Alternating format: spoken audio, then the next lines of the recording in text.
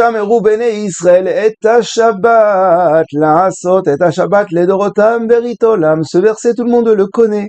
On le récite toutes les semaines, Baruch Hashem, dans le Kiddush. Ce verset qui est issu de notre parashat de cette semaine, parashat Kitissa. Le Rachaim pose une question.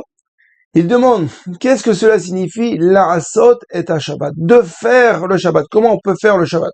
Le Shabbat est un temps qui vient de lui-même. Comment on peut le fabriquer? Il fait partie des jours de la semaine, il arrive de lui-même. Nous dit le Rachaim HaKadosh, la'asot et Shabbat, lorsqu'on va être mosif chol à la Kodesh. C'est-à-dire qu'on va rajouter du temps au Shabbat. D'où je vais puiser ce temps? De la semaine.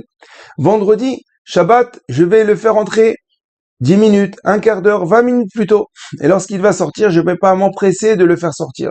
Je vais entendre encore peut-être 5 minutes, 10 minutes, un quart d'heure, 20 minutes. C'est-à-dire que je suis pressé de l'accueillir et pas du tout pressé de le quitter. En effet, le Chafetz Chaim mettait en garde, dit que le Shabbat, ou Mekor Abraha, c'est-à-dire qu'il est la source nature de toutes les bénédictions. Tous les jours de la semaine puisent leur force uniquement du Shabbat. Et il mettait en garde les habitants de la ville. Il y avait une épicerie qui fermait tout le temps, vraiment d'akatishim, c'est-à-dire qu'une minute avant Shabbat, elle voulait gratter un maximum pour gagner encore quelques petites pièces. Et un jour, il est parti voir ce commerçant parce qu'il était agacé de voir une épicerie juive comme ça c'était un zilzoul pour Shabbat. C'était pas beau, c'était pas un beau comportement envers le Shabbat. Il lui dit, écoute-moi, je vais te raconter une histoire. Machal lema d'avoir donné une parabole. Il dit, un jour, il y avait un grossiste en tissu. Alors bon, il avait pas fait l'école, il savait pas écrire, il savait pas lire, mais Baruch Hashem, il savait compter. Et donc, lorsqu'il arrivait en ville pour vendre son tissu, il avait une technique très sympathique. Il y avait donc sur sa charrette, il y avait tous les rouleaux de tissu.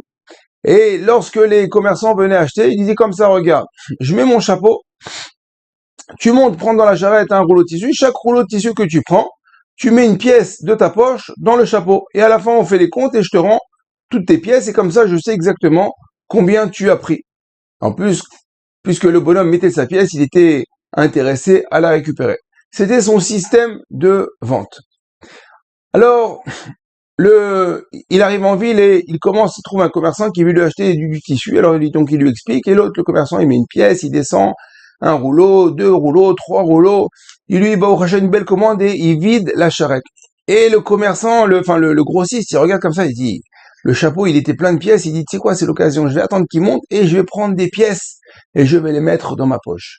Et donc, c'est ce qu'il fit. Et le commerçant a regardé ça d'un œil, il dit, mais de toute façon, ce qu'il prend, il est en train de se prendre son argent, puisque la pièce, elle vaut pas du tout le prix du rouleau de tissu. Bref. Et donc, notre grossiste a pris les pièces, il est très content, il ferme l'affaire, il compte les pièces, et ciao, il s'en va. Et le commerçant, le grossiste raconte ça à son ami, et son ami le regarde, il dit, mais tu es vraiment le roi des imbéciles. Il dit, mais tu comprends bien que tu t'es eu toi-même, tu as perdu toi-même. En voulant lui gratter quelques pièces, tu as perdu beaucoup plus.